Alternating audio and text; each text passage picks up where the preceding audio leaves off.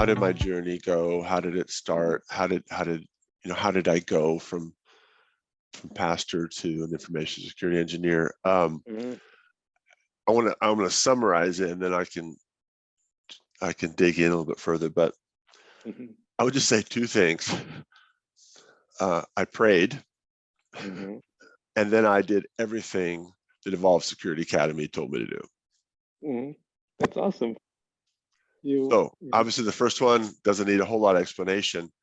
But I did pray for a champion, someone who would trust me and then give me opportunity. And that's part of my story, and I can share about that a little bit more. But in terms of doing everything that Evolve Security Academy, I just was in a place where I had to trust someone that had experience doing it. So, from completing my coursework on things that,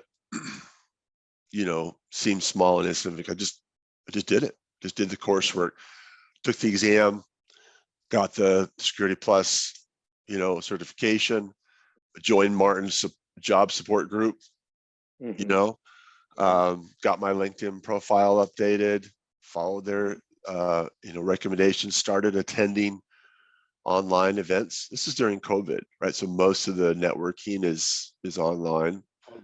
You have a gazillion now new opportunities now, but and I started connecting with people.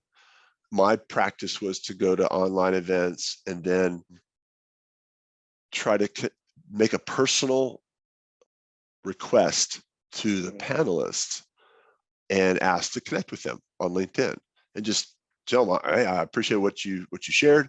Can we connect? That played into it. I'll come back to it in a second. But the other thing that was part of my journey was I just started where I was. So I went to my one of my previous employers, and I said, I'm not doing this anymore. I'm doing this. I'm doing information security. Is there anything I can do, to help you? And they were starting a new project. They were standing up a third-party risk compliance effort using KnowBe4's governance risk and compliance tool. And it's like we could need help with we could use some help with this. So I started reaching out to their vendors and asking them to complete a security self-assessment questionnaire.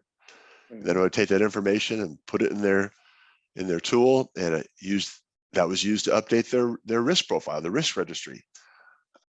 And so that was just very little money, if you will, or whatever. It was just doing what I could. It wasn't something I was really interested in doing long term, but it's what I was there. Going back to the webinar thing, one webinar I went to was put on by a security company out here in the Pacific Northwest called Critical Insight.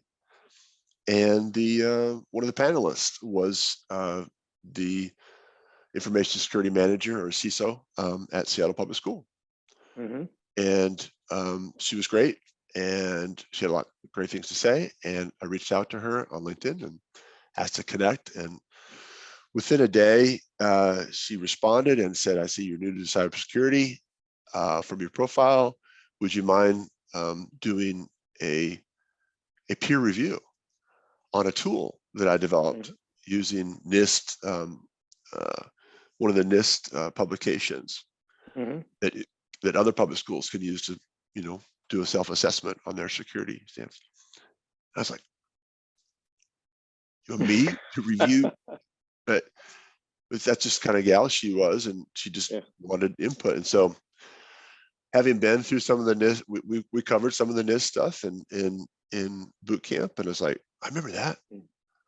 So went and reviewed that, and then made up a cybersecurity. Yeah, the cybersecurity framework, the CS. Yeah, we did it in the boot camp. Yes, absolutely. And so I kind of took her tool and put it side by side and made a spreadsheet and kind of compared, the official publication with what she had produced, and said, this is represented and this is not, and here's maybe with some ways you can improve it, and sent it off. And she liked that, and I was really surprised. I was really scared. I thought, well, what do I have to lose, right? I'm gonna be critical, but she liked it. And she said, we need someone to help do some cloud-based forensic work. We're having a lot of kids doing stuff they shouldn't be doing on Microsoft Teams and so forth during COVID. It's an hourly thing. Would you want to do some work with us? I said, of course. And then that was about 2 or 3 months into that, she said, we have an FTE, a full-time job, level 1 engineer job opening, and loved for you to apply. Interviewed, and then they hired me.